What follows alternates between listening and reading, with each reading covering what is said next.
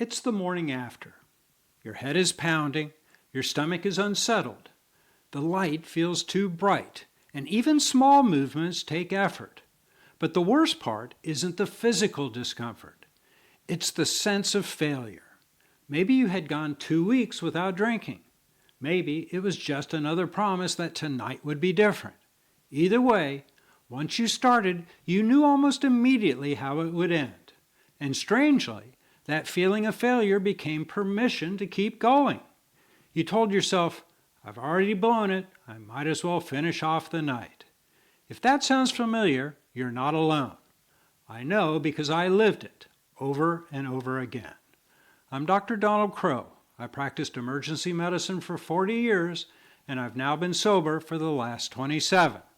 During my career, I saw countless patients who woke up feeling sick every morning, headaches, nausea, fatigue, and they searched for every explanation except the obvious one. When alcohol was suggested as the cause, they resisted the idea. They had been drinking for years that way. Why would it suddenly become a problem now? The irony is that I was doing exactly the same thing in my own life. 2 bottles of wine a night had become routine.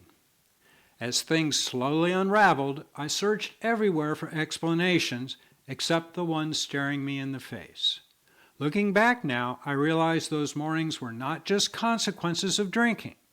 They were part of the mechanism that kept me stuck, because of what I believed about myself in those moments. On the surface, I didn't think of myself as someone filled with self-loathing.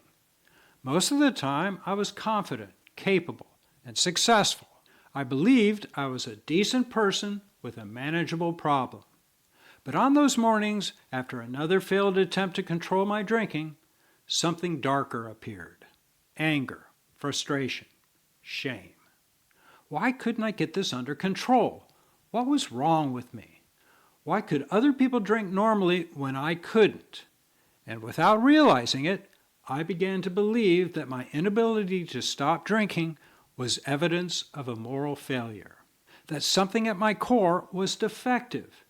What I didn't understand at the time was that these emotions, anger, frustration, and shame, were never going to keep me sober.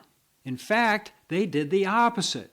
They only became powerful after the drinking had already happened. They punished me, but they never protected me. And worse than that, they increased my desire to escape. When you feel ashamed, the natural instinct is to seek relief. When you feel like a failure, the temptation to numb that feeling becomes stronger, not weaker. The very emotions I thought would motivate change were quietly reinforcing the cycle. There was another reason these emotions were so powerful. They were familiar. Anger allowed me to blame circumstances or other people. Frustration allowed me to believe nothing would ever change, so why bother? Shame convinced me I wasn't worthy of the life I said I wanted. And all 3 had something in common. They removed responsibility in the present moment. As long as I stayed trapped inside those emotions, I could promise change without actually changing anything. For years, I tried to build a new life based on a foundation of anger, frustration, and shame. It was a miserable failure. The shift only began after I was forced into a period of abstinence long enough for my thinking to clear. During those early weeks, I discovered something unexpected. The solution wasn't emotional intensity. It was action. Simple, disciplined actions repeated daily. Getting up when I said I would. Doing the next task in front of me. Examining my tendency to blame the outside world for how I felt inside. Learning to ask a different question. Not, why is this all happening to me, but what is the next right action available right now? At first, these ideas felt mechanical and uninspiring. I didn't believe they would work. But as days without alcohol accumulated, something began to change. I experienced moments of peace. Nothing dramatic, just brief periods where I realized that I was okay exactly as things were. No escape required.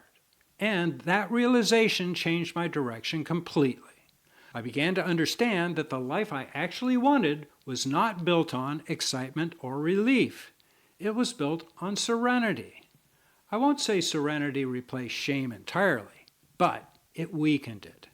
It gave me somewhere else to stand. Over time, gratitude began to replace resentment. Ordinary moments began to feel meaningful again. What surprised me most was this. Discipline, serenity, and gratitude did not help me keep the promise not to drink. Eventually, they made that promise unnecessary. For years, I believed my life would improve if I could just stop drinking. And in some ways, it did. But real freedom came later, when I learned how to live in a way that didn't require alcohol in the first place. Sobriety wasn't the end of the process, it was the beginning of learning new tools for living. If you're thinking about quitting drinking, I understand that this may sound abstract. In the beginning, it always does. But one thing I have learned is this: you cannot see clearly while alcohol is still shaping your perception. If you can stay with it long enough to gain clarity, new possibilities begin to appear.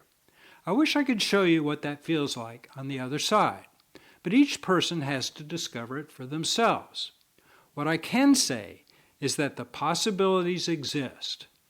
If you think you may be ready, I've created a free blueprint and a 90-day framework to help you get started. You'll find links in the description below. And if you're still unsure, watch this next video where I help you decide whether your drinking still makes sense. I'm Dr. Donald Crowe. Please subscribe, like, and comment below. And I'll see you in the next one.